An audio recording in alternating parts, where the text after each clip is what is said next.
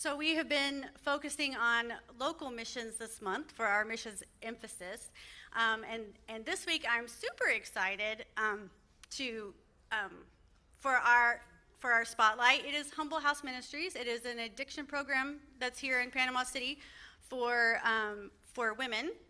And one of the reasons I'm so excited is because the last time they were here in November of 2022, I was in Cuba, so I didn't get to see it. So I watched it online after I got back, and I was like, one of the ladies that the residents was giving her testimony. That's usually one of the things they do, and I was like, I think that's Jenny. I wasn't sure, but so Jenny was she was in Bethel Village when that was a part of the Panama City Rescue Mission, and Gail had set up prayer partners, and I was her prayer partner. And she had gone through that program. I don't remember if she made it all the way through or not, but things had happened. I hadn't heard from her in a long time. And so I was so excited by the end I realized that was her, and she was in the program at Humble House. And so I got in touch with her again. It was really great to get to reconnect with her. And now she works for Humble House. And so I'm excited to get to introduce her. I'm so proud of her and her kids.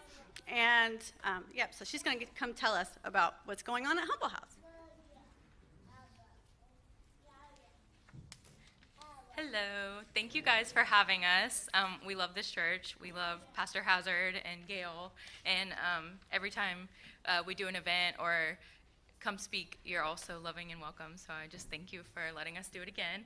And as Stephanie said, my name's Jenny Martinez, and I work for Humble House. I'm the director of their public relations. And what Humble House is a local nonprofit, and we provide safe residential housing for women that struggle with addiction.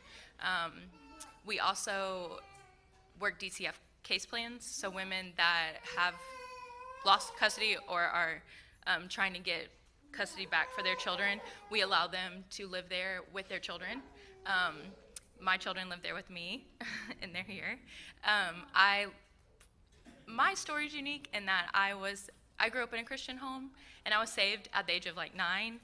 And I had a great childhood, no trauma per se. And I just started partying, and I was an athlete.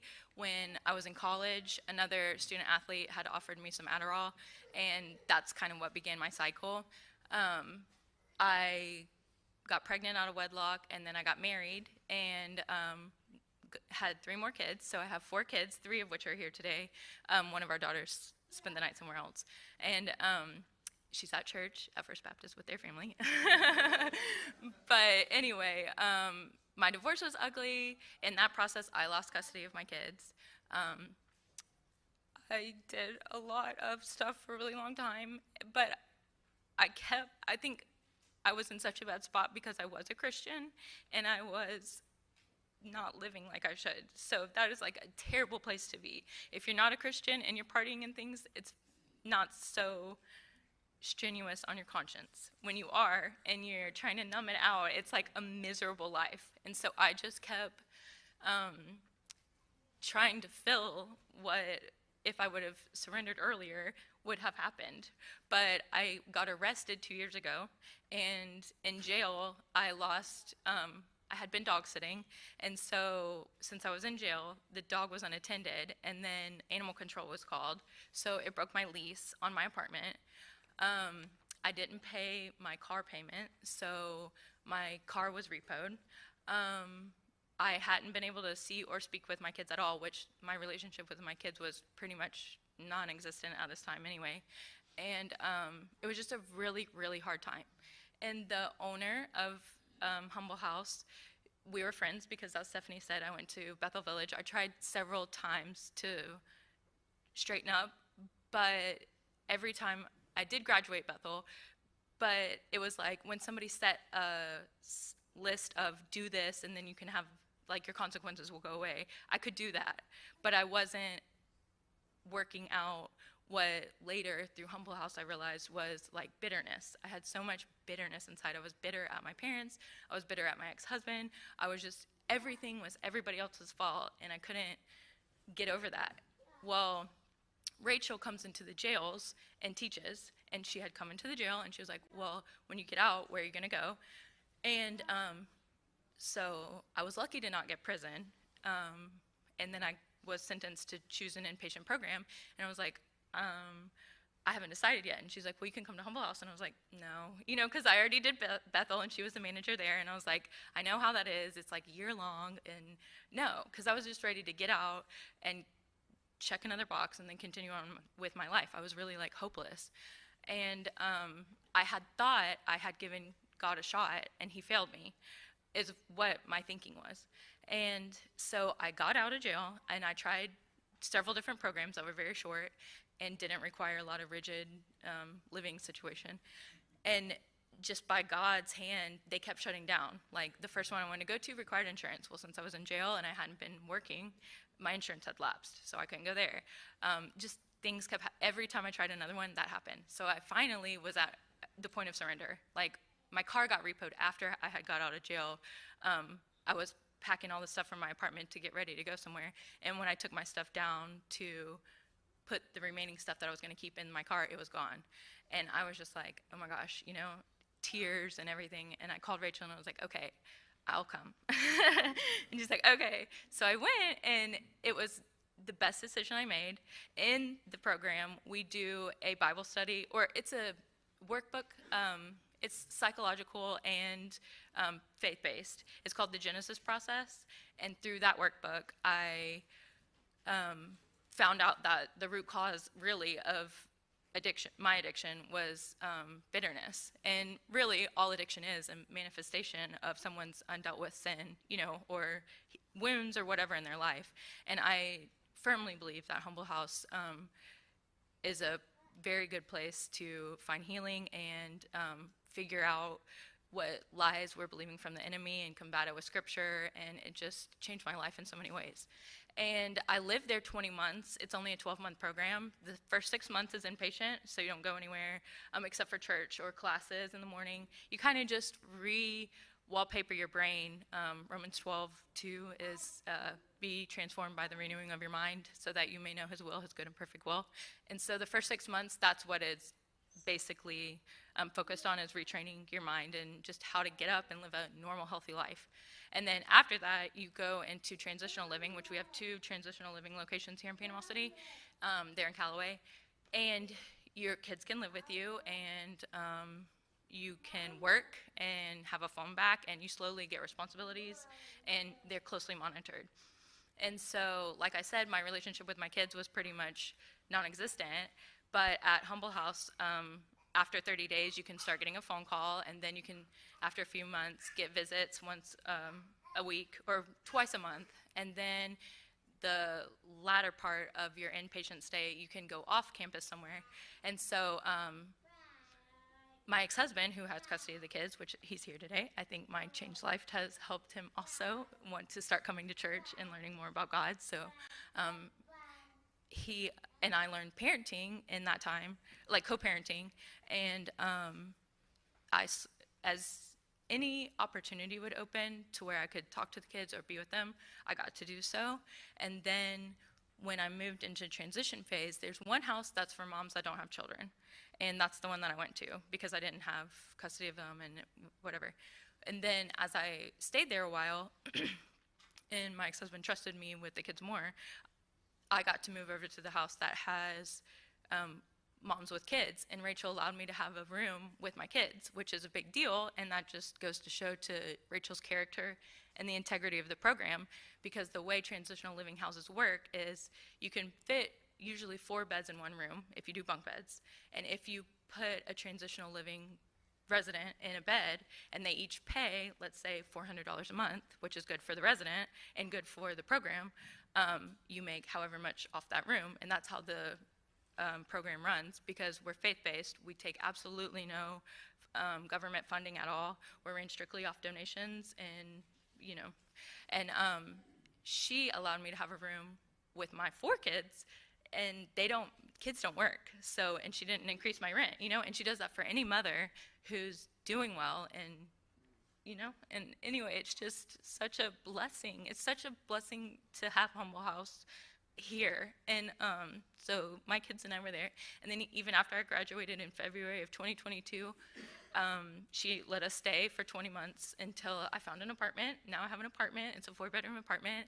And so, and my ex-husband has let me have the kids pretty much half the time. I get them on Wednesday nights and the weekends. And my life is just completely turned around. And my kids are excited about church, and they go to the camps, and they love going. They hate when they miss it. They're involved in all the extra activities that they provide. And that's just one testament of so many lives that have been touched. Within the past 2 years, I think we've had, just the past 2 years, we've had over 16 children pulled out of foster care and reunited back with their moms. We've had 20 residents graduate, so that's 20 women, and 2 of those which were mothers that were married, and now they're reunited with their husbands, their families restored. It's just incredible.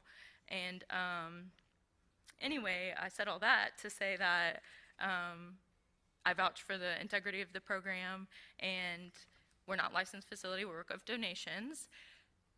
So any donations, financial donations are greatly appreciated, but we are also trying to take over some of the financial responsibility on our own by opening a thrift store. So last year we opened a thrift store in Callaway.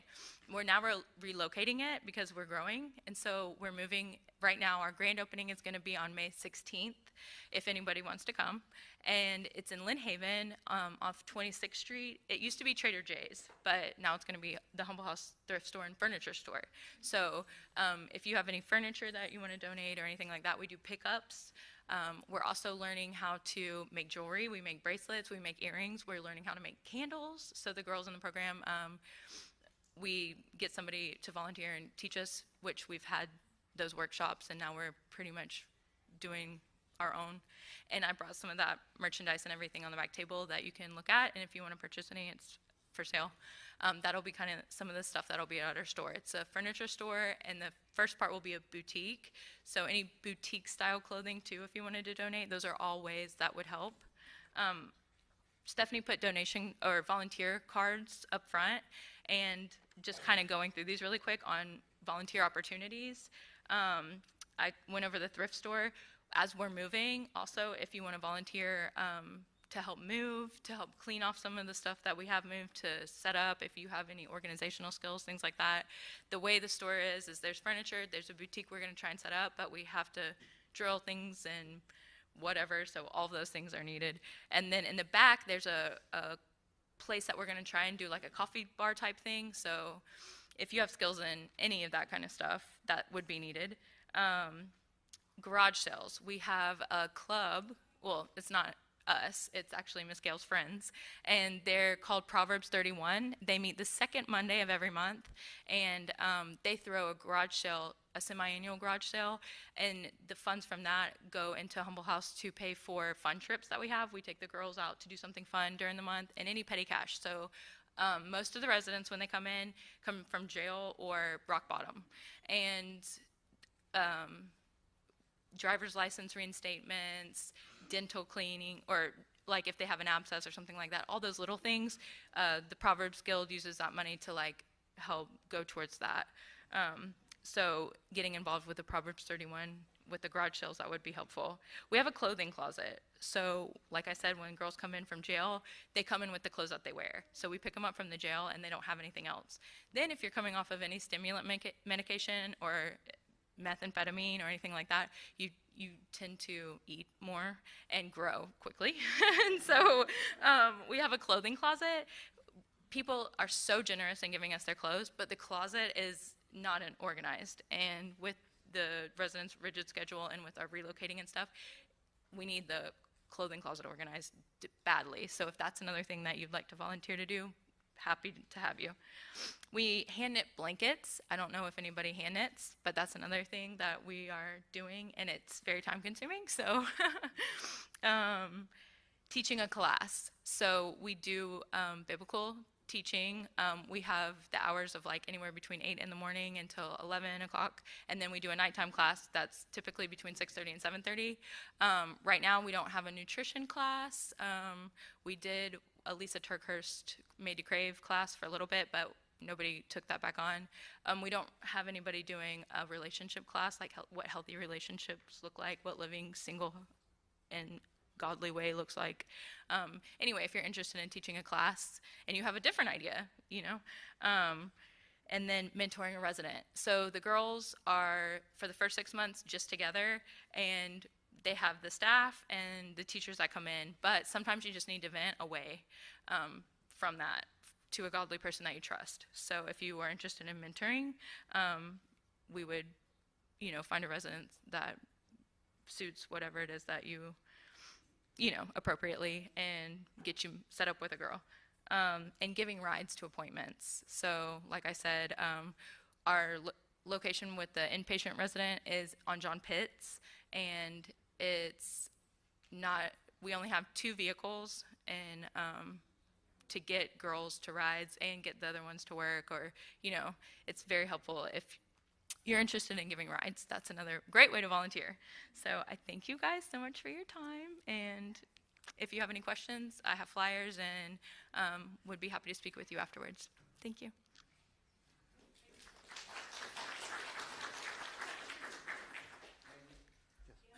Oh, Gail's gonna, okay. Also, the volunteer cards are in your bulletin as well. Just mark off what you're interested in, and you can put it in the basket back there on their table, and then somebody will contact you to get more information.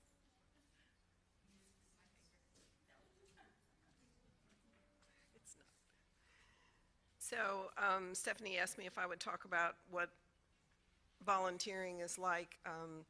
I started teaching at Bethel Village in 2009 and have been teaching ever since then, other than 1 year when everything was shut down. And I have discovered in teaching that I learn more than I teach. It's a continual process of learning, because if I go into class thinking, what do I have to give, then I have nothing to give. The Gospel of Gail has never saved anyone, trust me. But if I listen to what God has to say, then, sometimes you just feel like the funnel, and it's amazing. Stephanie, you introduced this as an addiction plan. It's not really an addiction plan, it's an addiction recovery plan. But one of the other things I've learned is that unless we're trusting in God, all of us have addictions. There's something that we go to before we go to God. And when we do that, we just get into trouble. And working with the women there has really brought that to my attention. What do I run to before I run to God? And as you said, bitterness can rise up, hopelessness. You think you deserve certain things. Excuse me. You think you deserve certain things, but you don't. And unless I'm looking directly at God, I'm not going to be a hope-filled person. But so volunteering, it has taken many phases. I'm on some people's speed dials. John and I have both done tutoring for the GED. Not all of our students are college students. Some of them have, maybe they dropped out when they were 13. So helping students with GED, he does the math, I do the other stuff. Just different processes, even helping with the yard sales has been a lot of fun. I will say the most gratifying thing is looking people in the face and being seen. And we all need that. We all need someone who looks us directly in the face and says, I see you, I hear you, I want to love you. In whatever form that takes, give me your love, God, for them. I had never wanted to work with women. I have been very surprised that this is where God has put me. But it's just been, is that long enough? Did I talk long enough? Okay, good. Thank you. Oh, okay. So Laguna Beach Christian Retreat, you guys are familiar with it. They have been very gracious for the last 200 years or whatever, and have given us a cabin every Mother's Day weekend. Mother's Day weekend is very hard for mothers who are separated from their kids, whatever the reason.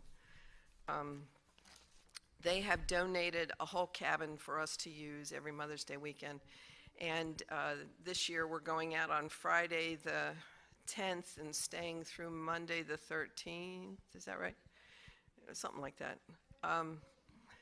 But Friday evening, yes, your friend Gail here has graciously offered our church to provide a meal.